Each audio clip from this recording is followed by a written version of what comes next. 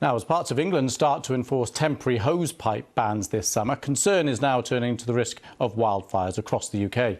Fire chiefs have warned that our cities need to be better prepared by learning from the rural services that have been tackling and preventing fires in the countryside for years. Claire Marshall reports. The searing heat, coupled with the lack of rain, has made the countryside bone dry. Wildfires, normally seen on moors or grasslands, have come closer than ever to houses. In early summer, this blaze began on a country park just south of Birmingham. It came within a few metres of local homes. We went to look at what was left behind. The wind direction changed and it's pushed it this way north. So the houses, where are the houses? Just the houses are sort of down here through the trees, yeah. So when that happened, decision was made to start evacuating some of them houses. Not one house was damaged. David Swallow's team managed to contain the blaze, helped by his expertise as the UK's leading wildfire tactical advisor. He had been monitoring temperatures and the wind for weeks. 40-degree heat in the UK with humidity that's down to 20%. They are Mediterranean, Western US seaboard type conditions that we've never experienced before. Losing a whole row of houses, it's not something that happens in the UK, but I think it's something that we're going to have to be better prepared for.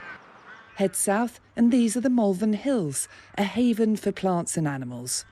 This is the kind of landscape that needs protecting, but everything is really dry and it's very vulnerable. Let's look at this. Someone's tried to light a barbecue here on the bare grass. This is just one of dozens found every week in the summer. Because you actually want that plant. Local managers here work closely with the fire service. They manage the risks from rising temperatures and also the rising numbers of summer visitors. The fire brigade having a clear plan of knowing where they could get to, that is critical. As we see ourselves, the number of people accessing our land, the frequency of fire starter events where you've got barbecues, small fires, glass that's left out, we are seeing that increasing pretty much year on year. Back on the country park, 2 days after the fire broke out, it still wasn't completely out. City Council Ranger Dave, not a trained firefighter, has learned to work alongside the crews. How many fires have you put out so far, so this year? Or This year, I'm looking at probably about 6 or 8. how do you look ahead to the summer? The climate's changing, things are getting hotter. It's scary. As the world heats, it's where the countryside spaces meet the city that will become a bigger part of the front line in the fight against wildfires. Claire Marshall, BBC News.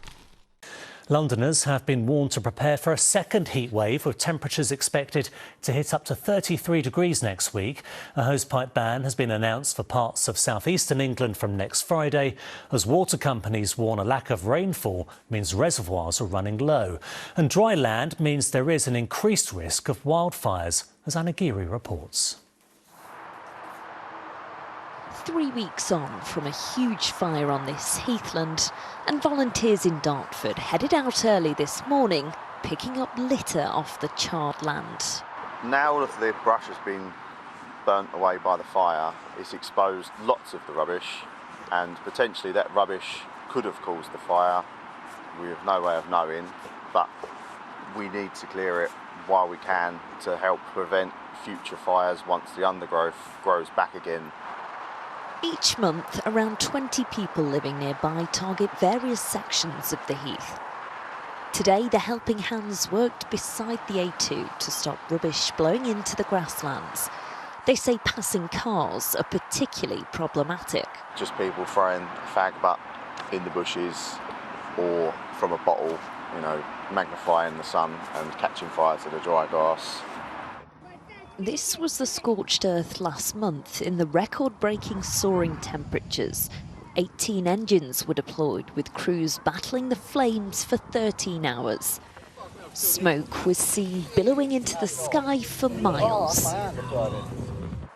Julie lives on the edge of the heath and was on standby to evacuate, but fortunately the fire was contained. Now she's not taking any chances. I go out when I've got an hour or two to spare and pick up after the footballers, after the picnickers.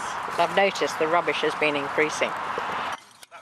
And with a second heatwave expected next week, conservationists are urging all Londoners to assist in protecting the capital's countryside. Anna Geary, ITV News.